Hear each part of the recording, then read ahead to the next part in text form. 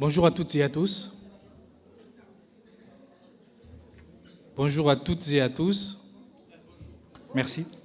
Je vous souhaite donc la bienvenue ici à l'église protestante évangélique de Pau. Nous sommes en tout cas ravis de vous avoir avec nous pour partager ce culte. Nous saluons également toutes les personnes qui nous regardent sur Internet. Nous sommes heureux de pouvoir partager ce culte avec vous. Nous voulons aussi penser à l'église persécutée, à nos frères et sœurs qui, partout dans le monde, ne peuvent pas se réunir en toute liberté. Nous pensons à eux, que le Seigneur puisse les fortifier, qu'il puisse les garder. Nous pensons aussi à nos frères, notamment un du groupe de jeunes qui est actuellement à l'hôpital. Nous pensons à lui, que le Seigneur puisse le fortifier, qu'il le garde de toutes nos pensées et nos prières l'accompagnent. Donc tout au long de ce culte, nous aurons un temps de louange et d'adoration, un temps de prière aussi, un moment dédié à l'offrande et enfin un temps d'écoute de la parole de Dieu. Nous sommes là donc pour louer Dieu, pour l'honorer, pour l'exalter. Et la Bible nous appelle donc à nous approcher de Dieu avec assurance au trône de la grâce. Il nous appelle aussi à nous approcher avec un cœur sincère de la plénitude de la foi. Et pour cela, donc, je vous propose ce premier cantique à l'agneau de Dieu. Ce cantique nous invite donc à louer Dieu, à l'adorer. Et pour cela, nous pouvons disposer nos cœurs pour ce premier cantique. Je vous invite donc à vous lever pour ce premier cantique à l'agneau de Dieu.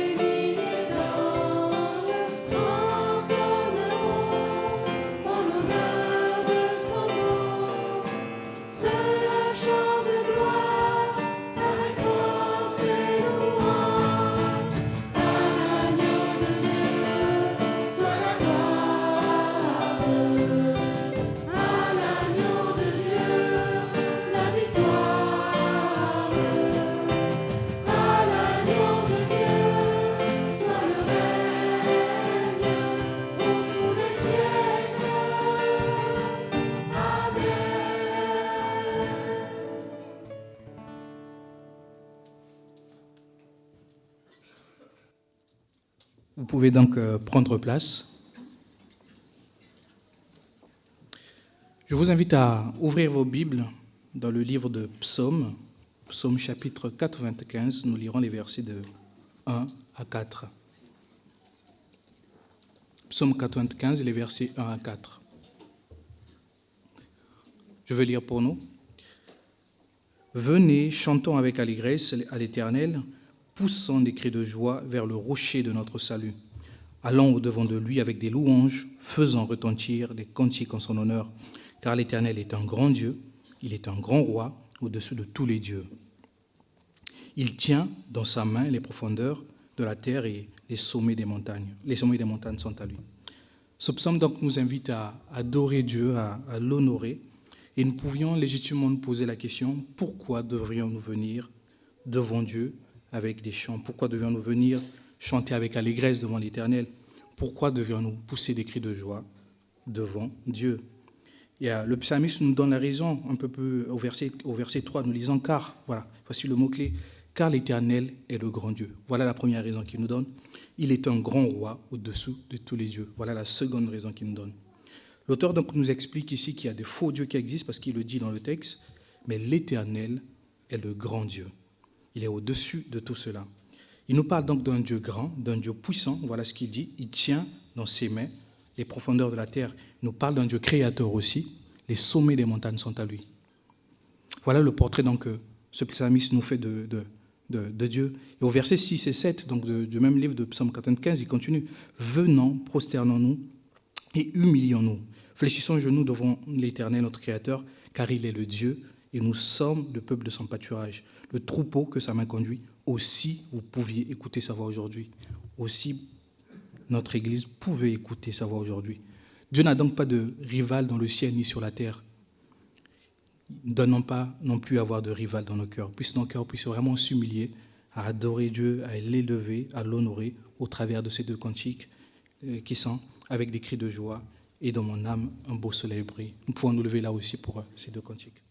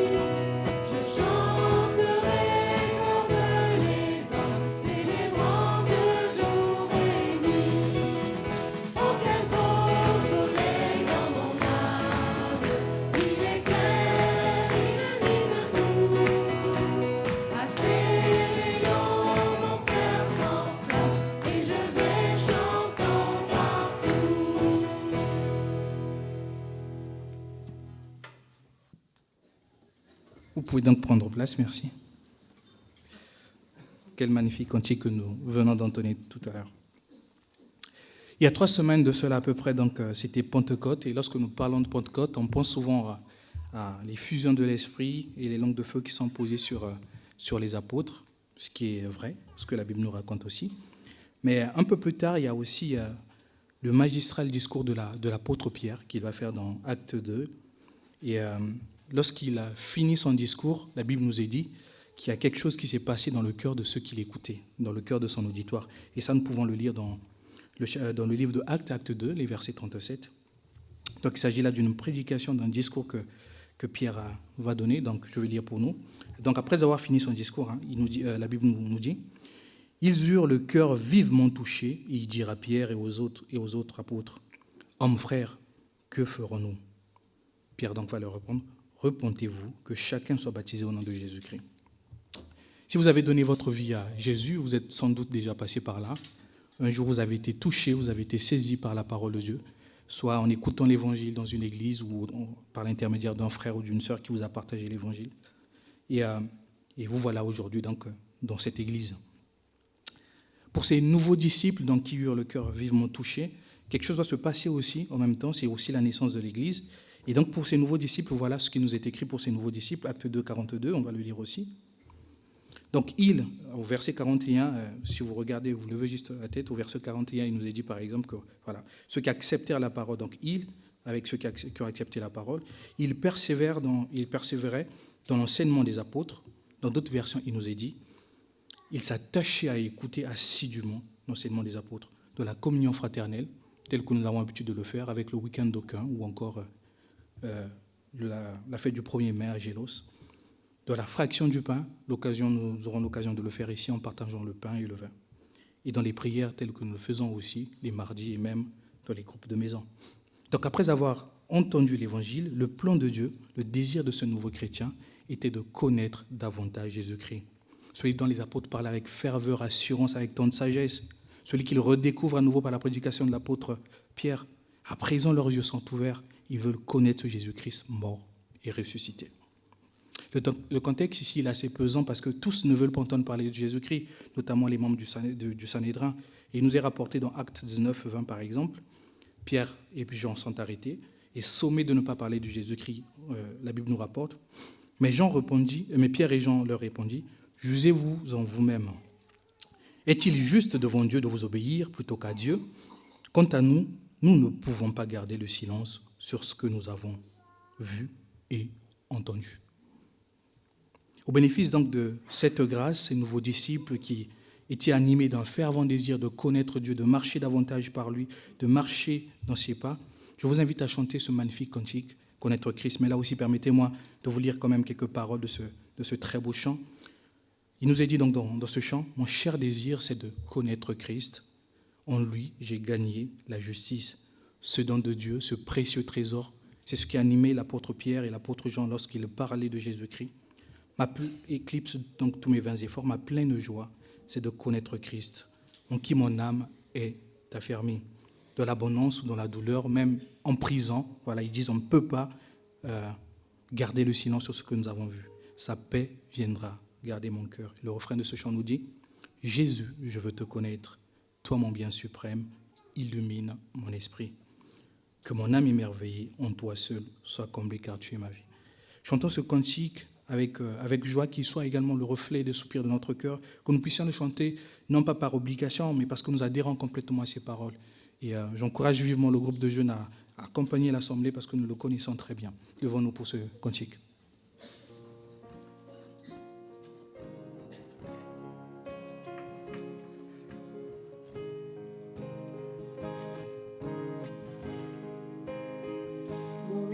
désir connaître Christ, en qui j'ai gagné la justice, ce don de Dieu, précieux trésor, éclipse tous mes vains efforts.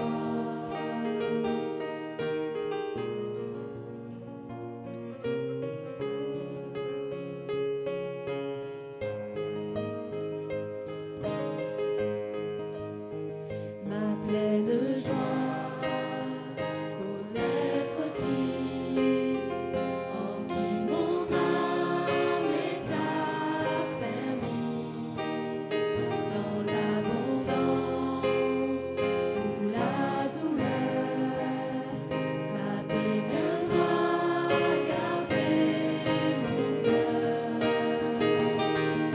Jésus, je veux te connaître, toi mon bien suprême, illumine mon esprit, que mon âme émerveillée en toi seul soit comblée, car tu es ma vie.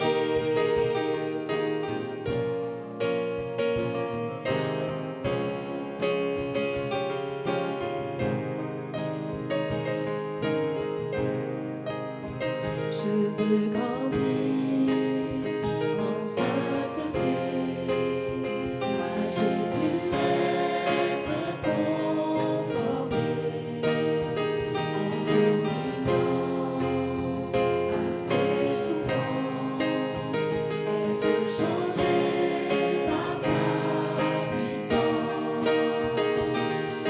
Jésus, je veux te connaître, toi mon bien suprême, illumine mon esprit, que mon âme émerveillée en toi seul soit comblée, car tu es ma vie.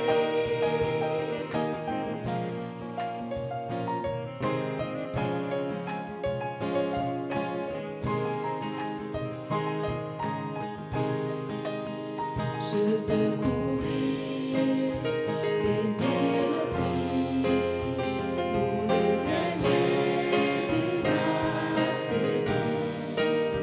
Ma foi enfin récompensée, dans mes yeux je le verrai. Jésus, je veux te connaître, toi mon bien suprême, illumine mon esprit, que mon âme émerveillée en toi seul soit comblée, car tu es ma vie.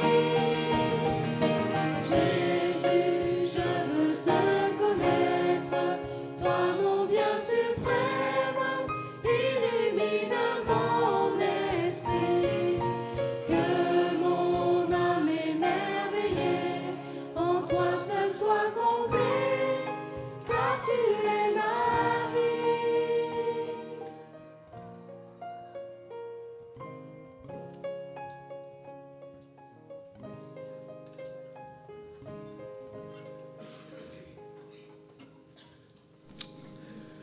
Tout comme donc ces nouveaux disciples qui se rassemblaient avec persévérance régulièrement pour prier ensemble, je vous invite donc de passer un moment de la prière. Donc je vous invite à vous adresser librement à Dieu par de courtes prières, à voix haute et intelligiblement, afin de permettre aux uns aux autres de prier. Et je conclurai ce temps par la prière. Prions.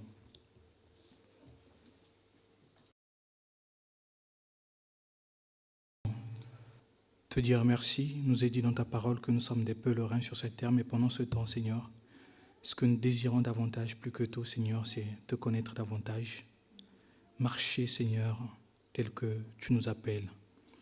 Merci d'aider tout un chacun de nous, aide-nous par ta grâce, aide cette Église à marcher tel que tu le désires, à marcher selon ta parole, à être conforme à toi. Aide-nous à, Seigneur, saisir le prix, courir tel que toi tu le désires, Père. Aide-nous, Seigneur, à tout le temps regarder à toi, Tel est notre défi dans ce monde. Ne pas être distrait, mais Seigneur, rester sur ce couloir, le couloir qui mène, Seigneur, à toi. Seigneur, nous voulons te glorifier. Merci pour ce culte. Merci pour la suite aussi. Laisse que tout ça pour ta gloire, que nous puissions n'avoir que Dieu pour toi, Seigneur. Au nom de Jésus-Christ. Amen.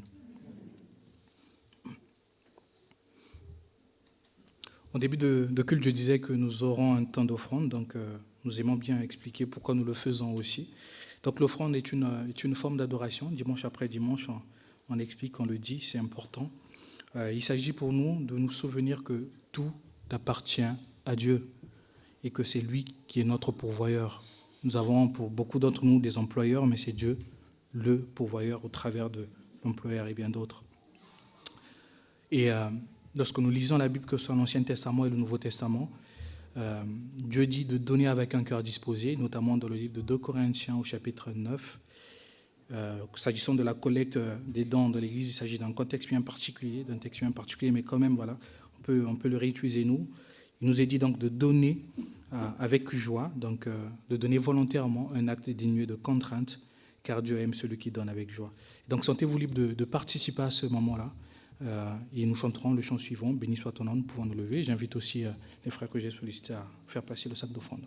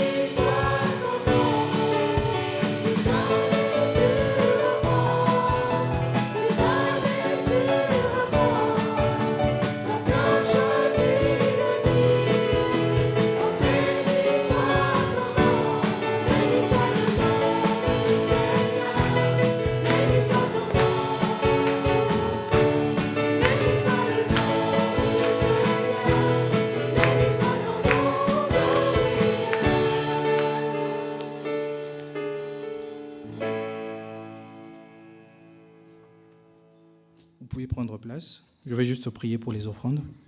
Trône de Père, merci pour cette collecte. Tu sais combien, Seigneur, ces offrandes sont précieuses pour l'avancement de ton œuvre, Seigneur. Donner la sagesse aux personnes qui gèrent, Seigneur, ces offrandes-là, afin qu'elles contribuent, Seigneur, à l'avancement de ton œuvre dans cette ville de Pau, mais aussi partout ailleurs. Nous te glorifions, Seigneur, pour tous ces bienfaits. Béni soit ton nom, Père. Amen. À présent, nous allons passer à un autre moment aussi important de ce culte, qui est donc la scène. Pour cela, je vous prie plutôt d'ouvrir vos Bibles dans le livre d'Hébreux, Hébreux chapitre 10, les versets 5 à 9. Ce texte d'Hébreux se trouve en sandwich entre le chapitre 9 du livre d'Hébreux et la suite du chapitre 10. Et donc dans le chapitre 9, l'auteur aux Épîtres d'Hébreux va parler de l'inefficacité du système sacrificiel de l'Ancien Testament. Et par la suite, à partir du verset 10, donc dans le livre d'Hébreux, chapitre 10, il va parler donc de la nouvelle alliance, du bénéfice de la nouvelle alliance avec Jésus-Christ. Donc je lis pour nous. Voilà pourquoi, en entrant dans le monde, le Christ a dit : tu n'as voulu ni sacrifice ni offrande, tu m'as formé un corps. Tu n'as pris nul plaisir aux holocaustes, aux sacrifices pour le péché. Alors j'ai dit : voici, je viens. Dans le rouleau du livre, il est question de moi pour faire, ô Dieu, ta volonté. Il commence ainsi par dire : tu n'as voulu ni sacrifice, ni offrande, ni holocauste, ni sacrifice pour le péché. Tu n'y as pris nul plaisir. Pourtant, ces sacrifices sont offerts conformément à la loi. Ensuite, il déclare : voici, je suis venu pour faire ta volonté. Ainsi, il abolit le premier état des choses pour établir le second. Et c'est en raison de cette volonté que que nous sommes purifiés du péché, grâce au sacrifice de Jésus-Christ, que Jésus-Christ a offert de son propre corps une fois pour toutes. La scène, pour nous, est un devoir de mémoire. Un devoir de mémoire, pourquoi ? En souvenir de ce que Jésus-Christ a accompli à la croix. Et dans le texte que nous venons de lire, nous pouvons voir trois choses principalement. Premièrement, Christ s'est livré volontairement pour le pardon de nos péchés. Dans le texte que nous venons de lire, il dit, voici, il est dit au verset 7, alors j'ai dit, voici, je viens. Voilà. Donc il est venu volontairement. Il dit aussi, il est question de moi. Cette volonté découle non pas parce que nous avons aimé Dieu le premier, mais parce qu'il nous a aimés le premier. Et cet amour est la résultante donc de Christ qui est venu pour mourir à la croix pour nous. Et deuxième chose que nous pouvons tirer en venant donc, Jésus-Christ a obéi à la volonté du Père sans opposer la moindre résistance. Dans le texte que nous venons de lire, il nous a dit « Je suis venu pour faire ta volonté », donc la volonté du Père. Sur le chemin menant à la croix, il sera frappé, il sera humilié, considéré comme étant puni, frappé de Dieu par nous autres. Et pourtant, c'est sans résistance que Christ est resté obéissant jusqu'à la croix. Et enfin, nous n'avons plus besoin d'offrir des sacrifices d'animaux pour l'expiation de nos péchés. C'est le chapitre 9 d'Hébreux qui l'aborde. Cela est inefficace, cela est imparfait. Nous sommes désormais purs, non pas par nos efforts, non pas par nos œuvres, mais parce que Christ s'est livré et Dieu nous regarde au travers du prisme de Christ. Donc nous sommes lavés, blancs, plus blancs que neige. Et donc le sacrifice, Christ l'a offert une fois pour toutes, et plus besoin d'offrir d'autres sacrifices. Participer à la scène dans le cadre d'une église locale, nous nous rappelons que pour toutes les personnes qui ont accepté Jésus-Christ comme Seigneur et Sauveur, nous sommes unis en Dieu par Christ. Christ nous a unis pour donc participer à ce moment-là. Et il y a un auteur qui a dit cette magnifique phrase que participer à la scène, c'est inscrire le passé dans le présent, c'est nous souvenir de ce que Christ a fait dans le passé et l'inscrire au présent dans notre vie. Et ce sacrifice-là, il est aussi pour toi, il est aussi pour moi. Donc, fort de ces vérités-là, je vous propose les cantiques suivants. Tu as choisi la croix et sauve avec puissance. Nous pouvons nous lever pour ces deux chants.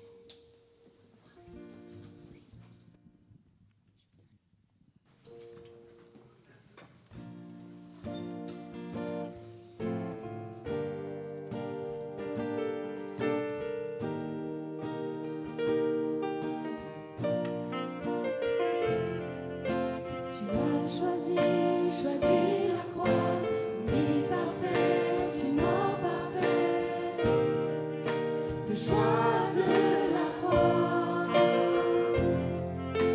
ta couronne était d'épines, tu nous couronnes de ta vie, le choix de la croix, et quand ton âme était brisée d'angoisse,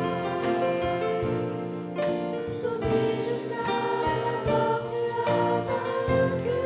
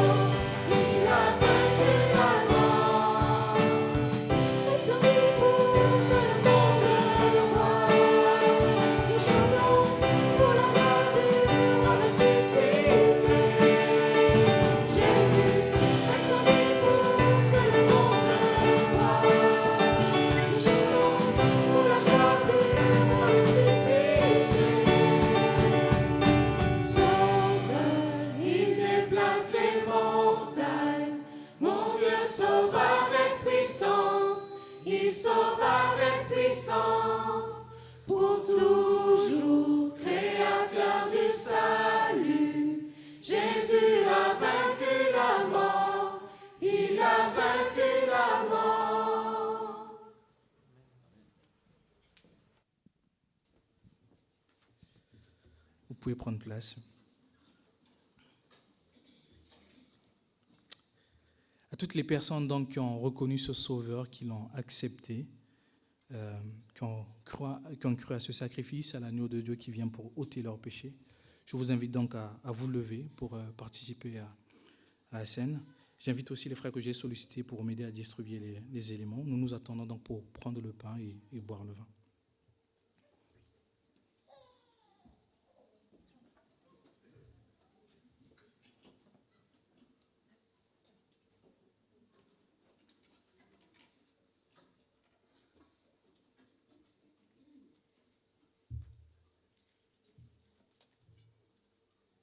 Prions. Père Dieu Tout-Puissant, venons incliner nos cœurs devant toi, devant ce grand sacrifice que tu as accompli pour nous. C'est nous qui méritions cette croix. Tu as envoyé ton Fils venir habiter au milieu de nous. Il a souffert, nous l'avons chanté dans le cantique, il a pris notre tourment, il a pris nos péchés qui nous revenaient, et c'est par ces maîtrises que nous sommes guéris. Nous voulons nous rappeler ces moments douloureux que Christ a subis à cause de nous, à cause de nos péchés. Aujourd'hui, il nous donne la grâce de nous rapprocher de toi parce que son corps a été brisé, parce qu'il a laissé couler son sang sur la croix. Et c'est par ces moments douloureux que nous, aujourd'hui, nous pouvons déclarer que nous sommes sauvés. Nous sommes sauvés pas par mérite, mais par sa grâce, par ta grâce, Papa. Nous nous rappelons ces moments, nous te prions de nous bénir, Seigneur, de bénir ces instants que nous passons. Continue de faire œuvrer ta grâce au milieu de nous. Grandis en chacun de nous ici présents et que ton amour, Seigneur éternel des armées, déborde en chacun de nous. Que ton nom soit glorifié. Merci, Papa Yahweh. C'est au nom puissant de Jésus nous avons prié. Amen. Prenons le pain.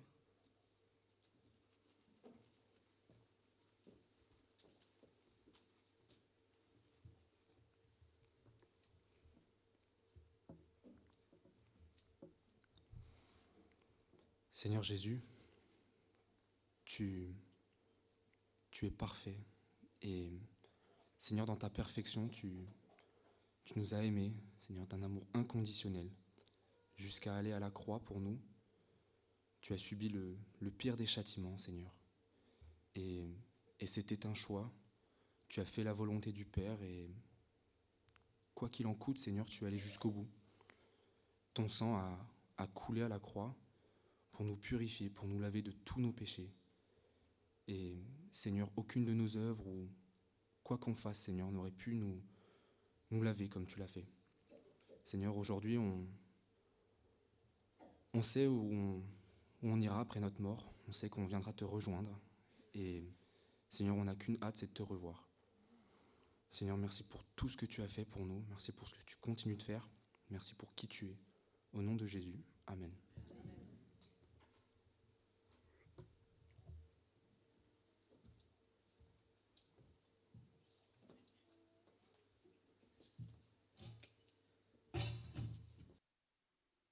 Vous pouvez prendre place pendant que les coupes sont en train d'être ramassées. Je peux te demander, est-ce que les enfants doivent monter?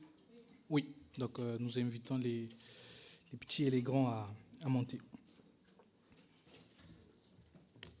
J'invite ainsi Guillaume donc à se rapprocher pour ces instants où nous écouterons la parole de Dieu.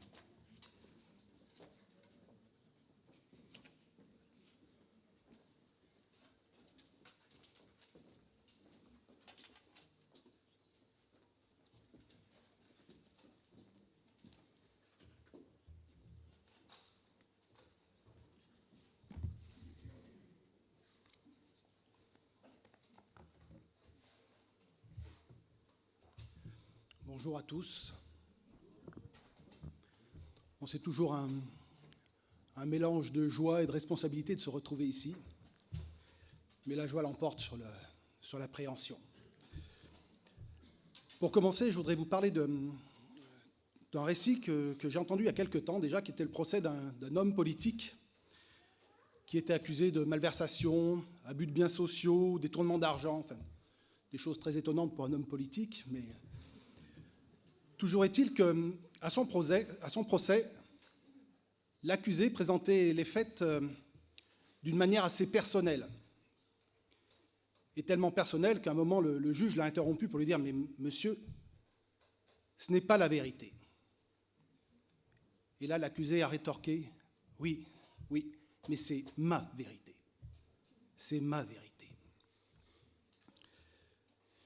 Et cette affirmation m'a renvoyé une interrogation, celle de Ponce Pilate, lors du procès de Jésus, qui a rétorqué au Christ « Qu'est-ce que la vérité ?» Et cette interrogation perplexe, à la fois moqueuse et désabusée, illustre bien la pensée actuelle qui était déjà celle de l'époque, c'est que toute pensée est relative. Toute vérité est relative. Ma vérité n'est pas forcément ta vérité. Et la vérité peut être différente suivant les cultures, suivant les époques, suivant les individus. Et donc, cette expression reste très actuelle. Qu'est-ce que la vérité ? Mais on oublie souvent que cette punchline de Pilate, elle répond en fait à une affirmation du Seigneur qui vient de lui dire « Si je suis né et si je suis venu dans le monde, c'est pour rendre témoignage à la vérité. Toute personne qui est de la vérité écoute ma voix. Toute personne qui est de la vérité écoute ma voix. » Et ceci va être le fil conducteur du message d'aujourd'hui. Dans l'évangile de Jean, dans Jean 14, Jésus déclare « Je suis le chemin, la vérité et la vie. » Il ne parle pas d'une vérité relative. Il dit « Je suis la vérité. » Et le début du même évangile nous rappelle que Jésus, la parole, existait de toute éternité. Et que cette parole s'est faite homme en Jésus-Christ et qu'elle est venue tabernacler, habiter au milieu de nous. Et que la grâce et la vérité sont venues à travers Jésus-Christ. Et le Christ lui-même a affirmé « Ta parole est la vérité. » Et nous possédons cette parole, la parole de Dieu, une parole écrite qui non seulement nous révèle le Père, son amour pour nous, mais qui est aussi cette épée aiguë à deux tranchants qui nous témoigne de la vérité. Elle est la voix de Dieu qui nous guide, qui nous rassure, qui nous relève, qui nous reprend parfois aussi. Mais encore faut-il l'écouter et pas seulement l'entendre. Nous allons maintenant regarder à deux personnages de l'Ancien Testament. C'est-à-dire, l'Ancien Testament, c'est la période avant la venue de Jésus-Christ. Deux rois du peuple de Dieu de l'époque, le peuple d'Israël, deux rois à qui Dieu s'est adressé. Et pour commencer, on va faire un peu de contexte tout d'abord. Le peuple de Dieu de l'époque est constitué de 12 tribus qui vont migrer à travers le désert et qui vont se retrouver dans le pays que Dieu leur avait promis, dans le pays de Canaan. Et dans ce pays-là, très vite, elles vont refuser d'être une théocratie, c'est-à-dire une nation dirigée par Dieu seulement. Ils vont dire « Nous voulons un roi. Nous voulons être comme les nations autour de nous. Donne-nous un roi. » Dieu répond à leur demande, il va leur donner un roi. Le premier roi s'appelle Saül, lui succède relativement rapidement David, et enfin son fils Salomon. Et pendant ce temps-là, les 12 tribus sont sous la responsabilité, sous le règne d'un seul homme. Mais à la mort de Salomon, il y a un schisme qui éclate, et il y a une séparation qui se produit dans le peuple. Et au nord, on retrouve 10 tribus qui ont fait sécession, qui vont former le royaume d'Israël, ou royaume du Nord, dont la capitale est Samarie. Et au sud, 2 tribus, les tribus de Juda et Benjamin, qui sont réunies sous la même bannière, sous le royaume de Juda, et dont la capitale est Jérusalem. Alors, on a deux nations, 2 royaumes qui cohabitent, plus ou moins pacifiquement, parfois en guerre, parfois dans l'indifférence, parfois alliés. Et c'est sans surprise au nord. Au nord, la Bible nous dit que tous les rois sont mauvais et font ce qui est mauvais aux yeux de l'Éternel. Au sud, c'est un peu plus contrasté.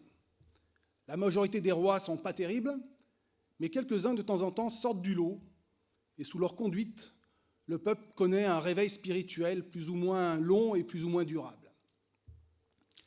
À l'époque du récit que nous allons lire, le royaume du Nord n'existe plus. À force d'idolâtrie, Dieu l'a jugé, les Assyriens sont venus, ont ravagé le pays, ont déporté la population, et le royaume du Nord a été sinistré. Au sud, dans le royaume de Juda, règne un roi catastrophique. Il s'appelle Manassé. Alors Manassé, c'est le plus long règne de Juda, 55 ans. Mais c'est sûrement aussi un des plus mauvais. Manassé, il multiplie l'idolâtrie. C'est un adepte de la magie, de la nécromancie. Il remplit le temple d'idoles. Il multiplie les lieux sacrés consacrés aux divinités païennes. Il va même jusqu'à offrir ses fils en sacrifice par feu à Baal Moloch, le dieu des Ammonites. À son tour, Dieu le juge, et le roi de Babylone, en Mésopotamie, en Irak, va s'emparer de Juda, et il va emmener Manassé captif à Babylone. À Babylone, là, Manassé va vivre une grande expérience de repentance. Et il va revenir en Juda, et il va commencer à purifier le pays. Et ce Manassé, c'est le grand-père du roi qui nous intéresse aujourd'hui. Ce roi a un nom un peu particulier, il s'appelle Josias. Alors c'est l'occasion de saluer notre vénérable ancien, mais aussi d'avoir une pensée pour notre jeune frère qui traverse des moments difficiles. Nos pensées, nos prières vont vers lui en ce jour. Et Josias, donc, il a 8 ans quand il devient roi, sûrement sous la tutelle de régents. À 16 ans, il se consacre vraiment à rechercher Dieu. Et à l'âge de 20 ans, il prend véritablement le pouvoir et il va commencer à purger le pays, en commençant d'abord par Jérusalem, puis il remonte jusque vers le nord, en Israël.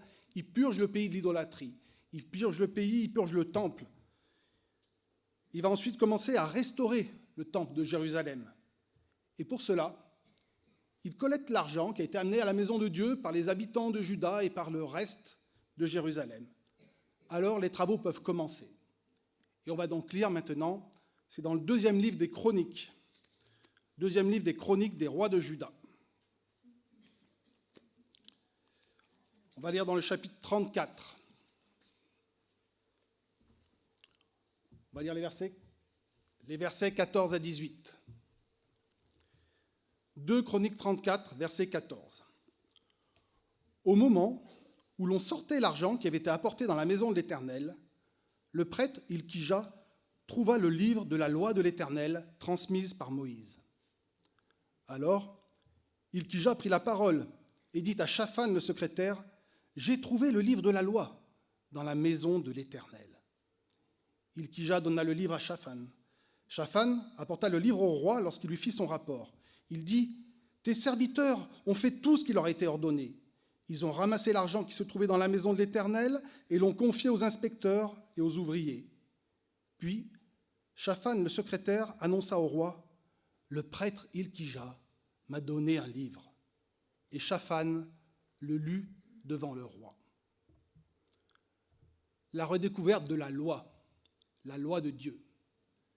Des rouleaux de papyrus qui étaient cachés dans le temple.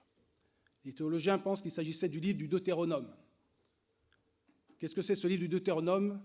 C'est les lois de l'Alliance, les lois qui définissent les promesses de Dieu envers son peuple et les engagements du peuple envers Dieu. Pourquoi ces rouleaux avaient-ils disparu? On ne sait pas exactement, mais vraisemblablement, la loi n'était plus ni enseignée, ni lue. Elle était complètement négligée. Toujours est-il que Shaphan va lire ce livre au roi. Et on lit la suite au verset 19. À l'écoute des paroles de la loi, le roi déchira ses habits. Ensuite, il donna cet ordre à Hilkija, à Achikam, fils de Shaphan, à Abdon, fils de Miché, à Shaphan le secrétaire et à son propre serviteur Asaïa. Allez consulter l'Éternel pour moi et pour ce qui reste en Israël et en Juda au sujet des paroles de ce livre qu'on a trouvé.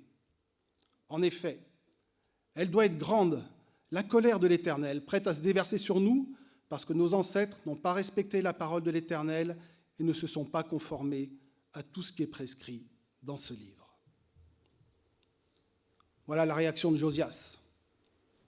Il déchire ses vêtements en signe de contrition et de repentance, et il pleure amèrement. Puis il envoie ses conseillers vers une prophétesse, Hulda, pour consulter Dieu.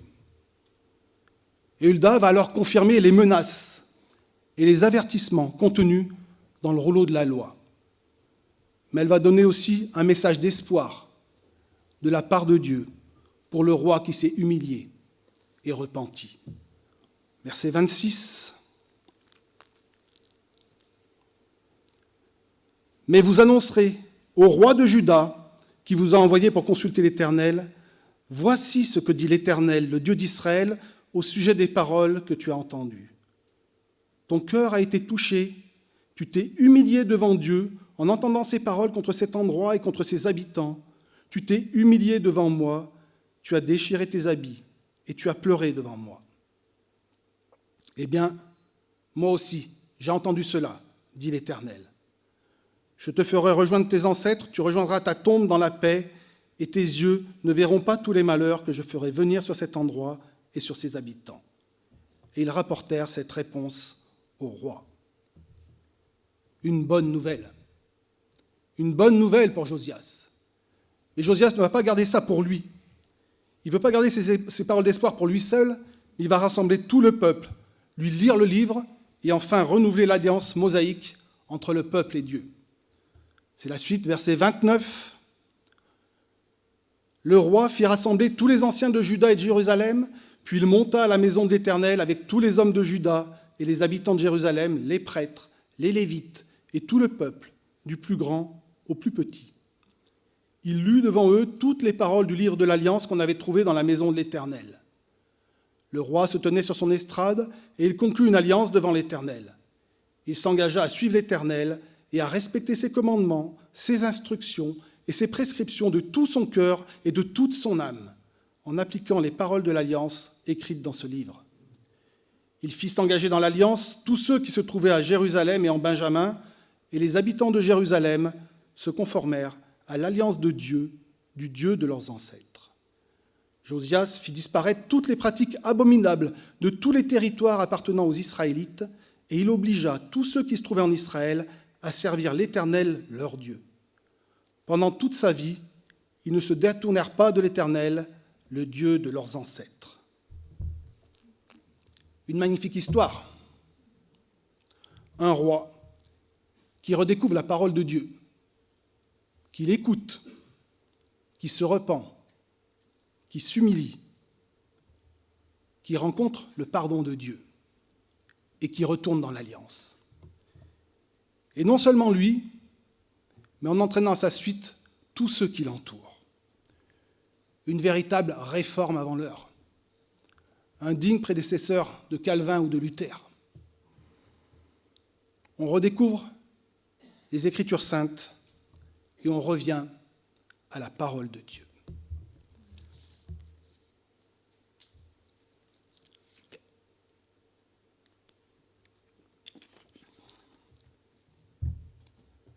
Mais maintenant, changeons juste d'une génération. Josias meurt à la guerre contre Pharaon Nécho.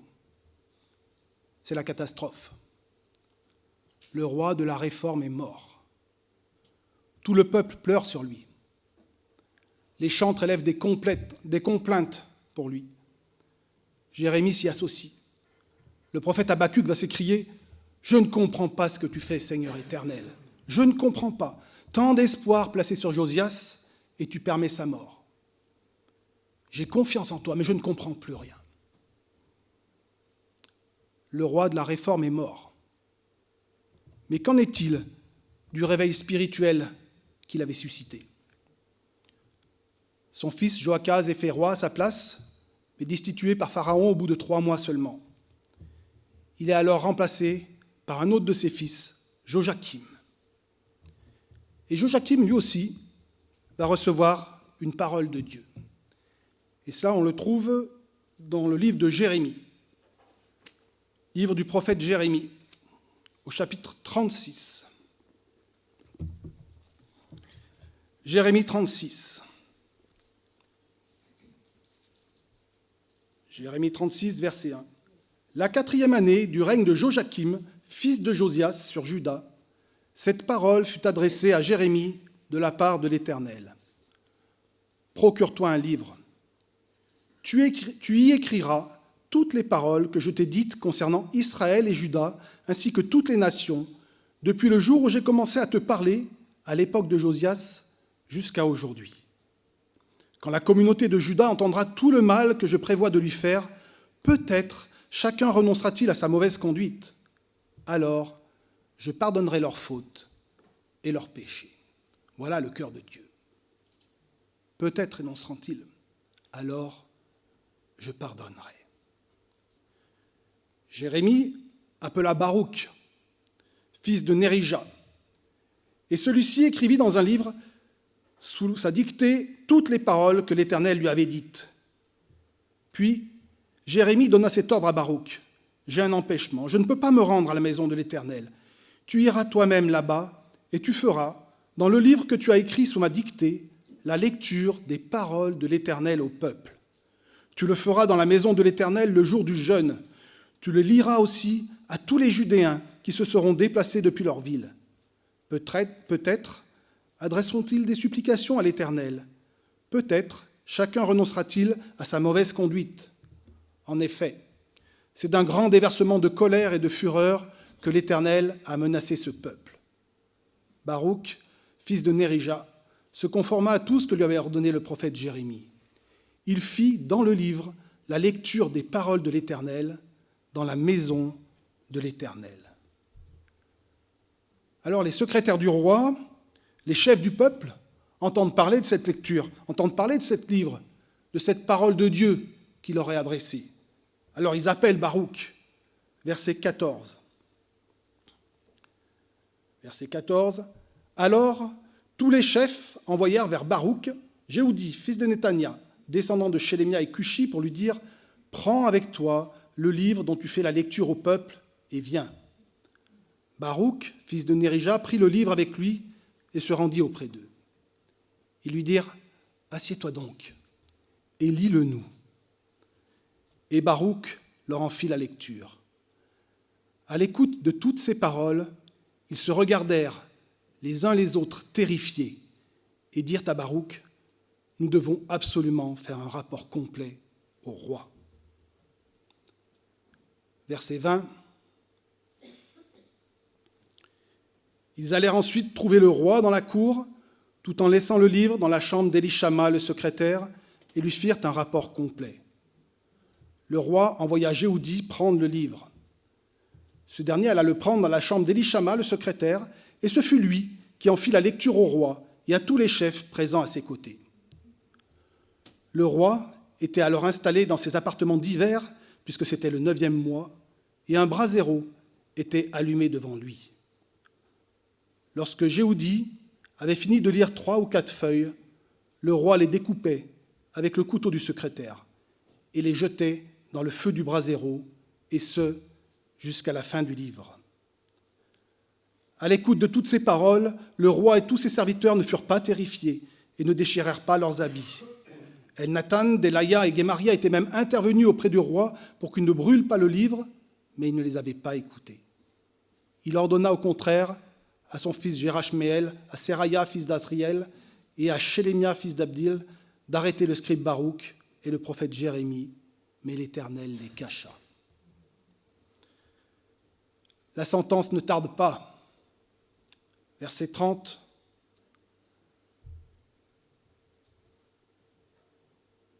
Voici ce que dit l'Éternel au sujet de Joachim, roi de Juda.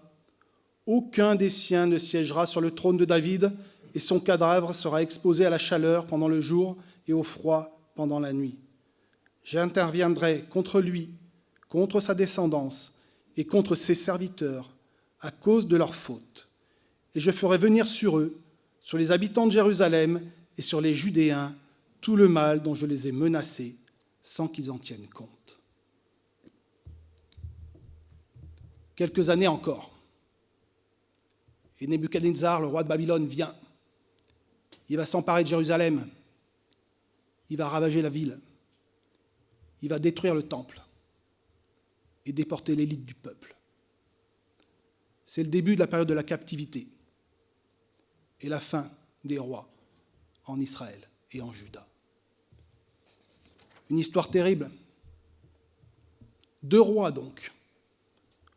2 rois confrontés à la parole de Dieu et 2 attitudes très différentes dans le cœur et dans les actes. Le cœur de Josias est brisé et désire rechercher Dieu. Il se repent immédiatement et il cherche à tout purifier davantage. Le cœur de Joachim continue à s'endurcir et il prend chaque parole et les jette au feu. Il prend et il jette. Il prend et il jette. Un roi qui se repent et un réveil spirituel dans le peuple. Un roi qui s'endurcit et la désolation et le jugement. Une belle histoire du passé. Quant à nous aujourd'hui, comment regardons-nous ces textes, des textes qui appartiennent à la parole de Dieu? Comment les lisons-nous? Qu'est-ce que nous voyons là-dedans? Est-ce que ce sont juste des histoires assez divertissantes? Un peu désuètes peut-être, mais...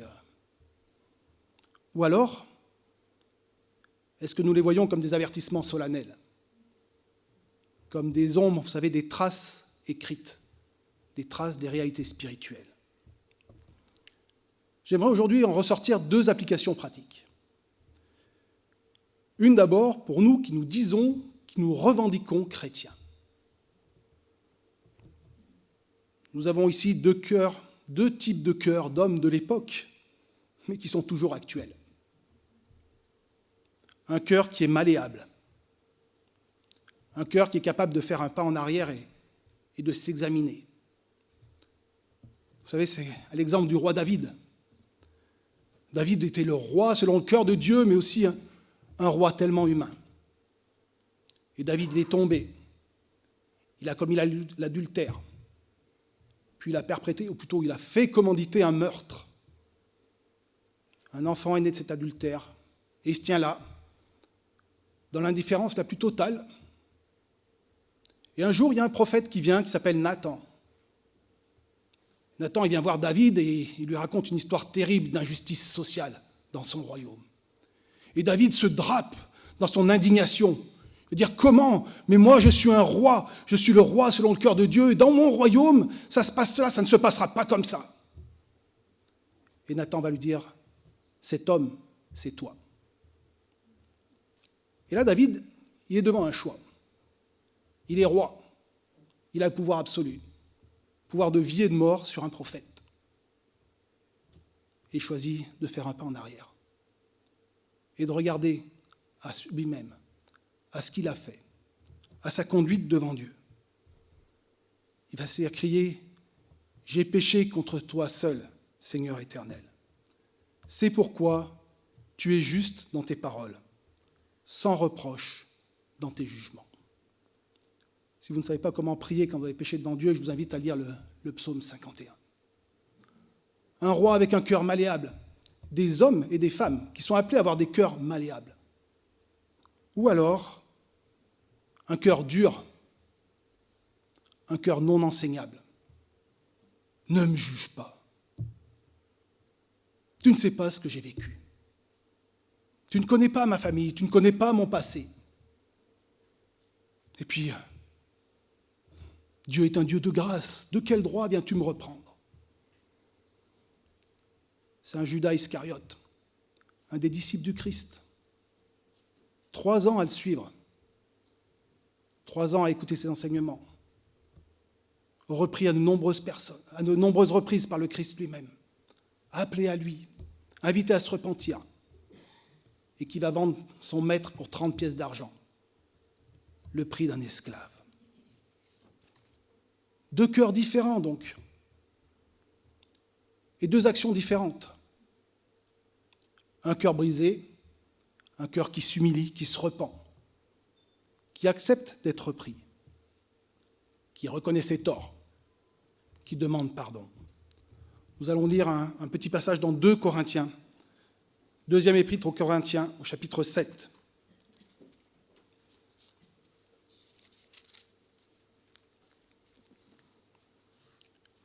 Au verset 8, les versets 8 à 10. Paul s'adresse aux Corinthiens, il leur dit « Même si je vous ai attristé par ma lettre, je ne le regrette pas. Et si je l'ai regretté, car je vois que cette lettre vous a momentanément attristé, je me réjouis maintenant, non pas de ce que vous avez été attristé, mais de ce que votre tristesse vous a amené à changer d'attitude. Car vous avez été attristé selon Dieu, si bien que vous n'avez subi aucun dommage de notre part. En effet, la tristesse selon Dieu produit une repentance qui conduit au salut et que l'on ne regrette jamais, tandis que la tristesse du monde produit la mort. » Un cœur brisé qui va se repentir, et cette repentance-là, elle mène au salut. Ou alors un cœur endurci, qui coupe et qui brûle. Et on va lire dans Romains 2, Romains chapitre 2, les versets 3 à 8. « Et penses-tu, toi qui juges les auteurs de tels actes et qui les fais aussi, que tu échapperas au jugement de Dieu ? Ou méprises-tu les richesses de sa bonté, de sa patience et de sa générosité, en ne reconnaissant pas que la bonté de Dieu te pousse à changer d'attitude ? Par ton endurcissement et ton refus de te repentir, tu t'amasses un trésor de colère pour le jour où Dieu révélera sa colère et son juste jugement. Il traitera chacun conformément à ses actes. À ceux qui, par leur persévérance à faire le bien, recherchent l'honneur, la gloire et l'incorruptibilité, il donnera la vie éternelle. Mais il réserve son indignation et sa colère à ceux qui, par esprit de révolte, rejettent la vérité et obéissent à l'injustice. » Comment est mon cœur ? Comment est votre cœur devant la parole de Dieu lorsqu'elle vous reprend ? Allez-vous vous repentir ? Ou est-ce que vous allez couper et brûler ? Parce qu'il y a plusieurs façons de couper et brûler. On peut le faire de façon frontale et volontaire. Je sais que Dieu désapprouve. Sa parole, des frères ou des sœurs peut-être, me l'ont dit, et moi je dis non. Non, je ne veux pas changer. Je ne veux pas arrêter. Ça ne regarde que moi. Un rejet volontaire, un refus d'obéir, une désobéissance caractérisée. Mais souvent, c'est beaucoup plus subtil. On a parfois l'impression que ce que nous dit Dieu dans sa parole, c'est toujours pour l'autre. C'est pas pour moi, ça. Mais c'est pour lui. Ça, c'est pour lui. J'espère qu'il ou elle est là. Si ça lui parle pas, alors, c'est pas pour moi. C'est pour lui. C'est ce que dit le Seigneur à Pierre qui s'inquiète de savoir ce qu'il adviendra des autres. Il dit, mais que t'importe ? Toi, suis-moi. Toi, suis-moi. Parfois, on pense que c'est pour l'autre. Mais parfois aussi, on va adapter la parole. Certaines portions de la Bible sont jugées un peu trop dures, pas assez inclusives. C'était valable peut-être il y a 2000 ans. Mais aujourd'hui, dans une société postmoderne, il faut être sérieux quand même. Il faut passer au-delà de ça. C'est vrai, la Bible dit que les relations sexuelles en dehors du mariage ne sont pas bonnes, mais enfin, on a vécu la révolution sexuelle, on a vu l'apparition de la contraception, il y a tout ce qui est en faveur de l'avortement maintenant. C'était valable autrefois, mais aujourd'hui aussi. Alors, on juge que la parole n'est pas assez en phase avec les valeurs du monde séculier. Alors, on occulte, on édulcore, on enlève un petit peu, et on oublie qu'on est appelé à être le sel de la terre. Il y a encore une autre façon de couper et de brûler. Au contraire, on va prendre certaines portions de la parole et on va les mettre en avant. On va leur donner une importance que la parole ne leur donne pas. On va insister sur certaines promesses, plus ou moins interprétées à notre sauce, ou alors on va prendre des versets hors contexte et leur faire dire ce qui nous arrange, ce qui nous flatte. Vous savez, je peux tout par Christ qui me fortifie. On peut très bien prendre ce verset et lui faire dire tout et n'importe quoi. Finalement, ce n'est pas la peine que je révise pour mon concours, puisque je peux tout par Christ qui me fortifie. Mais ce n'est pas un chèque en blanc pour réaliser tous nos désirs ou pour trouver tout ce que nous voulons que Dieu nous donne. Ce n'est pas un totem d'immunité pour faire ce qui nous plaît. Je peux tout par Christ qui me fortifie. Quand Paul dit ça, il y a tout un contexte autour. Il y a toute une pensée autour. Il est en prison. Il est dans le dénuement.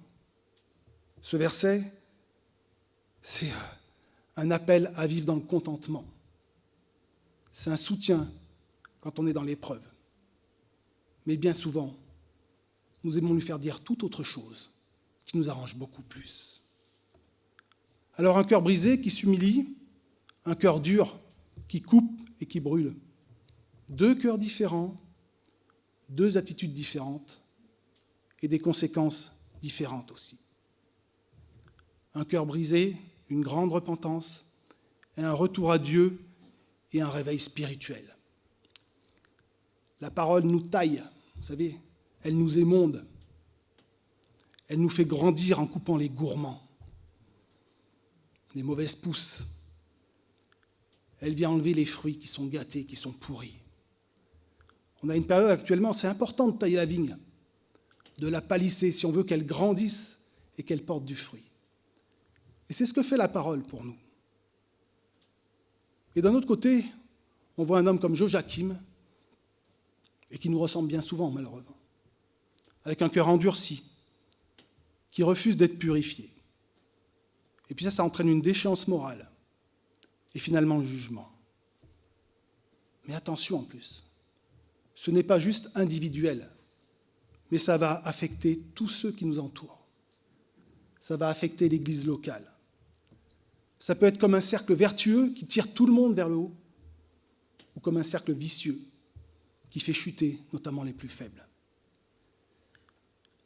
Et l'équilibre est fragile.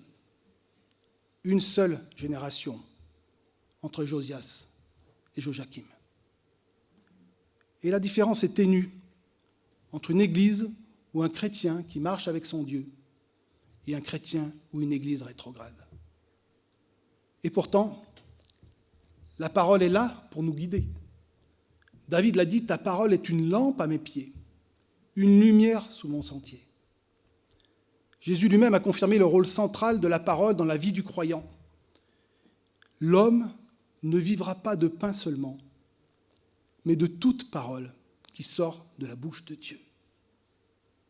On pourrait multiplier les exemples. L'apôtre Jean aussi conclut sa première lettre en affirmant « L'amour de Dieu consiste à garder ses commandements, et ses commandements ne sont pas pénibles. » Ces commandements ne sont pas pénibles. Alors l'ensemble de la communauté évangélique, hors peut-être les libéraux et autres, mais l'ensemble de la communauté évangélique revendique la primauté de la parole et l'importance des commandements pour la vie du chrétien. Tout le monde affirme cela. Mais pourtant, les prédications qui revendiquent une norme absolue, les prédications qui rappellent notre condition et la nécessité de se repentir, qui mettent en avant les notions de bien et de mal, très souvent, toutes ces prédications entraînent des réactions exaspérées ou blasées. C'est trop dur. Quel manque d'amour, quoi. C'est du légalisme. Comme si les commandements de Dieu étaient restrictifs et incompatibles avec une vie joyeuse. Frères et sœurs, nous voulons bien entendre parler des promesses de Dieu. Nous voulons bien entendre parler de notre nouvelle position d'enfant de Dieu, de prince et de princesse. Nous voulons bien entrer dans notre destinée, glorieuse bien évidemment. Et tout ça est vrai.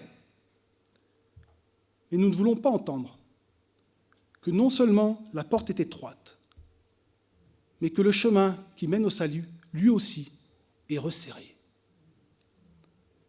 Nous ne voulons pas entendre qu'on reconnaît l'arbre à ses fruits. La conversion, ce n'est que le début de la marche. Et Paul va confirmer la place centrale de l'Écriture pour accompagner cette marche. C'est dans 2 Timothée. 2 Timothée 3.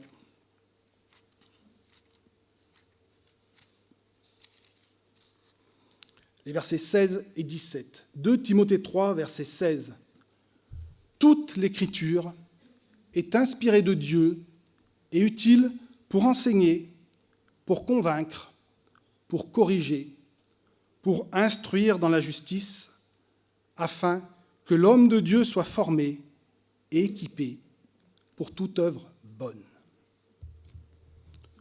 Nous nous revendiquons chrétiens. Nous nous revendiquons chrétiens. Nous voulons être de véritables disciples de Christ.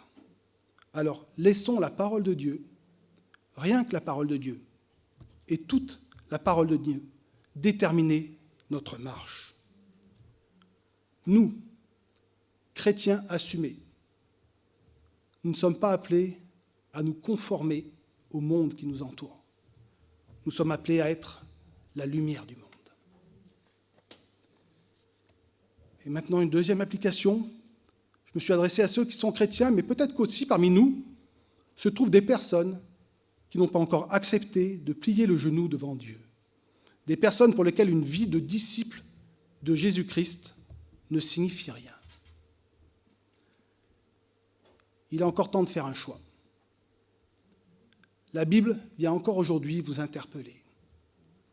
On l'a lu dans le psaume 95 tout à l'heure, Déo nous l'a lu. Ah, si seulement aujourd'hui vous écoutiez ma parole. Hier soir, on a eu un petit concert, je ne sais pas si tout le monde était là, mais il y a une chanson d'Alain qui m'a en tout cas interpellé. Les paroles disaient « J'étais lent à comprendre, j'étais lent à croire, et pourtant, tu parlais. Je refusais d'entendre. »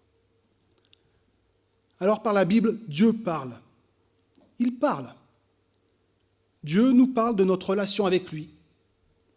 Il nous parle de nos relations entre nous. Il nous parle de la brisure du péché. Il nous parle de sa colère. Il nous parle de jugement. Et c'est normal d'être terrifié, comme l'étaient les gens qui ont entendu la parole de Dieu qui leur était adressée. Mais Dieu, il nous parle aussi de son amour, de sa grâce, de sa patience. Il nous parle du don qu'il nous a fait, de Jésus-Christ, son Fils. Il est venu lui-même sur terre. Il nous parle de la mort de Jésus-Christ sur la croix pour le pardon de nos péchés. Dieu lui-même vient porter nos péchés et meurt sur le bois. Il nous parle de sa résurrection. Il nous parle de justification, d'un salut offert gratuitement, quel que soit notre état, par la foi en Jésus-Christ. Il nous parle d'une espérance nouvelle, d'une famille nouvelle, d'un avenir glorieux. Alors, si vous n'avez pas encore fait le choix de Dieu, il est encore temps de choisir ce que vous allez faire des paroles de Dieu. Est-ce que vous allez faire acte de repentance, lui demander pardon et recevoir son pardon? Ou alors est-ce que vous allez rester dans l'indifférence et dans l'attente du jugement? Plier le genou ou couper et brûler. C'est le choix qui est devant nous ce matin. C'est le choix qui est devant vous. Alors je conclus. N'en déplaise à certains d'entre nous qui revendiquent l'exclusivité du patronyme, nous sommes tous des Jojo. Il reste maintenant à définir si nous sommes des Josias ou des Joachim. On se voit souvent comme des Josias, beaucoup plus rarement comme des Joachim. Mais pourtant, on agit beaucoup plus souvent comme des Joachim que comme des Josias. À nous de regarder à nos cœurs et à accepter ce que nous dit la parole de Dieu. On en revient à notre introduction. Non, la vérité n'est pas relative. Nous ne pouvons pas nous faire chacun la nôtre. C'est Dieu qui définit les standards. Encore une lecture dans le psaume 111. Psaume 111, les versets 7 et 8. Les œuvres de ses mains, c'est la vérité et la justice. Tous ses décrets sont dignes de confiance, bien établis pour toute l'éternité, faits avec vérité et droiture. La vérité de Dieu et les mensonges du diable.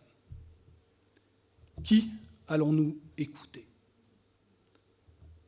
Nous terminons juste avec un rappel de ce que nous a partagé Stéphane dimanche dernier, à la fois comme un avertissement et un encouragement, simplement la lecture dans la première lettre de Jean, 1 Jean 1, verset 5.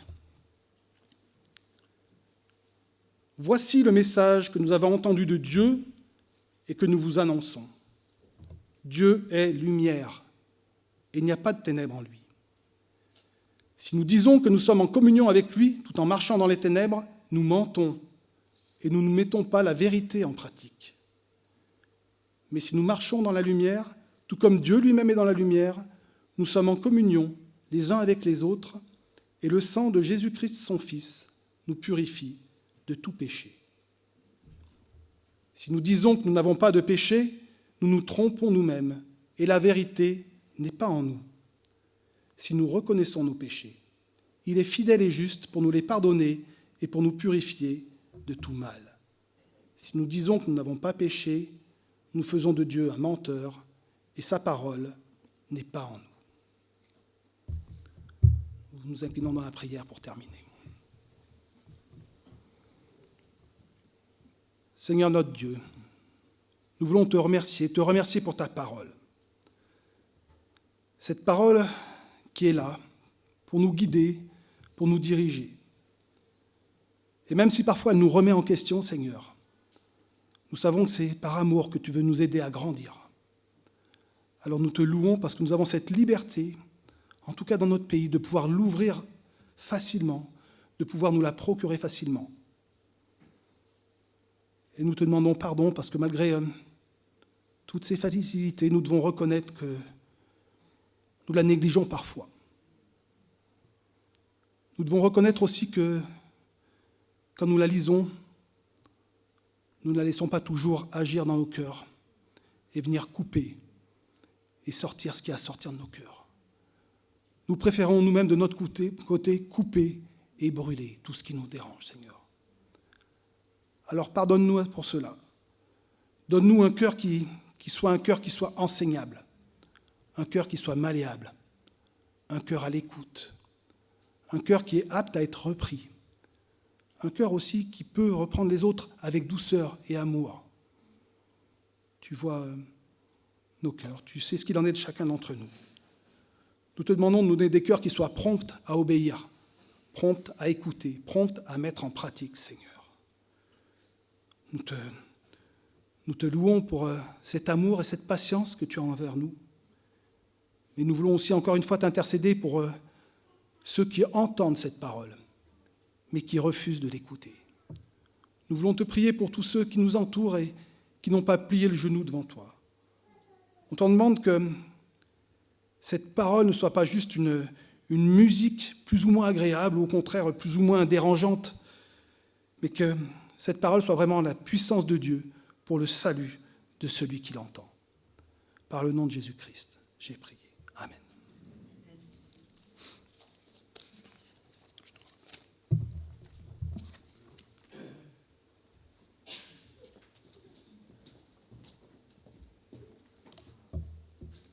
Merci Guillaume pour ce très beau message qui nous invite en tout cas à avoir des cœurs malléables, non pas par n'importe quoi ou n'importe qui, mais par la parole de Dieu, et la parole de Dieu est le seul. Et Guillaume a choisi un très beau cantique pour poursuivre donc ces temps, et le cantique s'intitule Ta parole. Donc j'invite le groupe de louanges à s'approcher. Nous nous lèverons également pour chanter ce magnifique chant.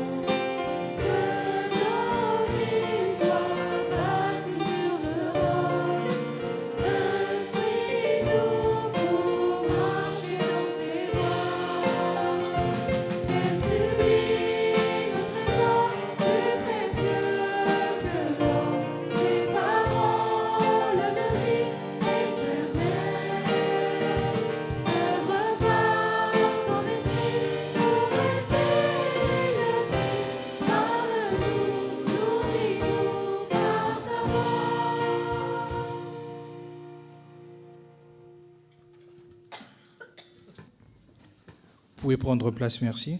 Donc pour toutes les personnes qui vont nous regarder sur Internet, nous prenons congé de vous. Nous vous disons un bon dimanche et que le Seigneur vous garde et qu'il vous bénisse. J'invite